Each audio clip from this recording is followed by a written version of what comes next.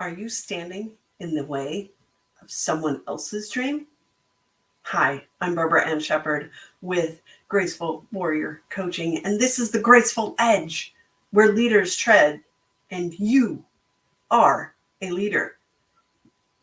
This past week, my daughter has schooled me on the fact that I was standing in the way of making her dream a reality. Now, if you've been following me, whether it's on LinkedIn, YouTube here, TikTok, well, sorry, not TikTok. I don't do TikTok. That's just not my forte. Sorry. Um, Doing it on Instagram, Facebook, and those other places. You'll have seen in this last week me posting about that. I have a beautiful post on LinkedIn about that I did yesterday about what my daughter taught me. It is an amazing thing that we sometimes stand in the path of someone else's dream because we can't see it, we're not interested in it, or we think we can't do something based on our beliefs. So how do we kind of step out of that? Well, my daughter schooled me in a very large way. She is an artist. And when she hit me with that she wanted to go to the concert, she's like, Mom, I can just start taking commissions because I get paid up front. I can pay for some of it. All I have to do is XYZ, right? And I'm like, well, but, and I just walked into my own limiting beliefs, walked into the fact that, oh my God, this is going to be a lot of money and we really don't have a lot right now. There's so many things that I could be doing with that money. And I wasn't looking at the fact that the memories we're going to make, because this is her very first concert. What an epic one to go to, of a music festival and see some of, not just one band or two bands.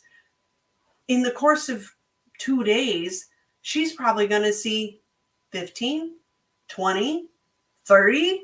I don't know. Supposedly, I think there's 60 different bands over 4 days. So 4 days, 60 bands, that's quite a few bands in a day, right? So it's like, who is she going to see? Who are we going to meet? What memories are we going to make?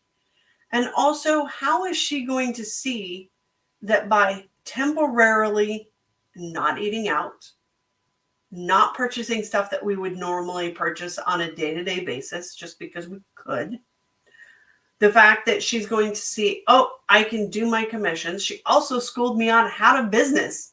Seriously, this girl is smart for a 12-year-old. She's like, Mom, I don't need all of that stuff that I was rattling off. She's like, I got everything I need. I'm just going to go for it. And I'm like, wow, who am I to stand in the way of her dream because it's not mine? It's not my mode of music. Do not like it. It's not, I mean, occasionally I like a song or two from a particular band, but I'm not like, oh my gosh, I'm going to drop dead if I don't see them or get their newest album or something like that, right? Then I also had to remember there's music that I like that neither one of them do. And they deal with it. It's like we have to have that little bit of give and take.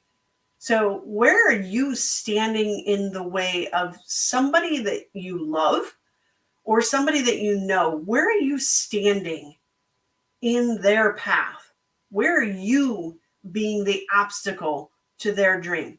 Because you just can't see it. It's not yours. It's not that. But yet you can become a part of their dream just as they're a part of yours. It's very easy to overlook that and take our family and friends and even our colleagues or our network people for granted because we look at what's in it for me instead of what's in it for all of us.